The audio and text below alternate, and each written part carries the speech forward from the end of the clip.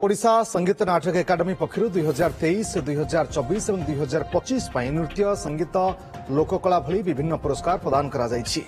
कवि सम्राट उपेन्द्र भंज सम्मान, एकाडेमी पुरस्कार, उपायन एवं कविचंद्र कालीचरण युव प्रतिभा सम्मान प्रमुख 4टी वर्ग में पुरस्कार प्रदान करा जायछि।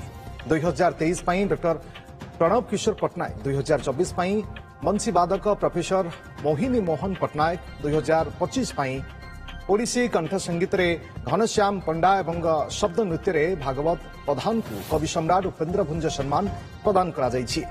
सेहिभଳି 2025 वर्ष नृत्य संगीत अभिनय भली विभिन्न वर्ग में 31 जन, 2024 36 जन और 2025 32 जन को एकाडेमी पुरस्कार प्रदान करा जायछि।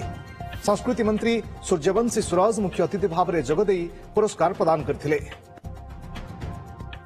उत्कर्ष कलार राज्य को बंचाई रखिबार जो अवदान योगदान आपण माने देइछंती केबे भी समाज तार मूल्य सुझी पारिबो नाही। केवल आमे आपण को सूता खंडे देई परिबु, फूल टिके देई परिबु,